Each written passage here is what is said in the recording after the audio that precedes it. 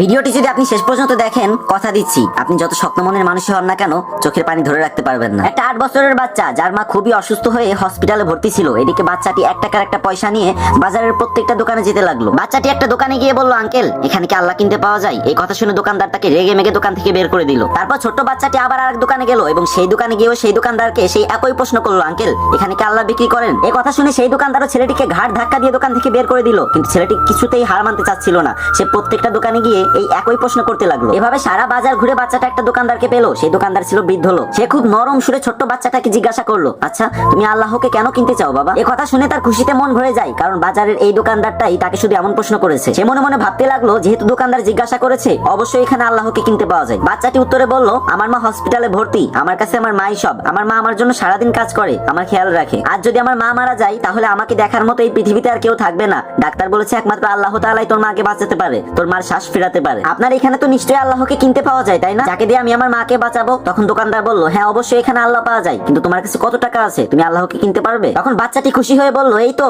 আমার কাছে 1 টাকা আছে। তখন দোকানদার বাচ্চাটির হাত থেকে 1 টাকার পয়সাটা নিয়ে বলল, আরে আমার এখানে তো 1 টাকা দিয়েই আল্লাহকে পাওয়া যায়। দোকানদার ছেলেটিকে 1 বোতল পানি দিয়ে বলল, এটা আল্লাহর দেয়া পবিত্র পানি, এটা তুমি তোমার মাকে খাওয়াবে, দেখবে তোমার মা একদম সুস্থ হয়ে যাবে। কিন্তু এতটুকু পানিতে যদি না হয় তাহলে আমি পরবর্তীতে এর থেকে অনেক বেশি পানি পাঠিয়ে দেবো। আচ্ছা তুমি কি আমাকে হসপিটালের ঠিকানাটা বলতে পারবে? বাচ্চাটা খুব খুশি হয়ে হসপিটালের নাম আর ঠিকানাটা দোকানদারকে দিয়ে দিল। পরদিন বাচ্চাটির মাকে আইসিইউতে ভর্তি করা হলো। 7 দিন পরে বাচ্চাটির মা একদম সুস্থ হয়ে গেল। কিন্তু হসপিটালের বিল দেখে তার চোখে পানি চলে আসলো, কারণ এত টাকা দেওয়ার মতো সামর্থ্য সেই গরিব মায়ের ছিল না। তখন একটা স্টাফ এসে তাকে বলল, আপনি চিন্তা করবেন না, আপনার বিল তো একজন বয়স্ক লোক দিয়ে গেছে, সাথে একটা চিঠিও দিয়ে গেছে। চিঠিতে লেখা ছিল, আমাকে খুঁজে ধন্যবাদ দেওয়ার কোনো প্রয়োজন নেই, যদি ধন্যবাদ দিতেই হয় তাহলে আপনার ওই অবুঝ বাচ্চাটাকে দেন, যে কিনা 1 টাকা দিয়ে মাকে বাঁচানোর জন্য বাজারে আল্লাহকে কিনতে গিয়েছিল। কি বলছিলাম না চোখের পানি ধরে রাখতে পারবেন না? আজকে আমার কমেন্ট বক্সে তারাই লাভ ইউ মা লিখবেন যারা মাকে অনেক ভালোবাসেন, যদি হাতে 5 সেকেন্ড সময় থাকে, না হলে লেখার দরকার নেই।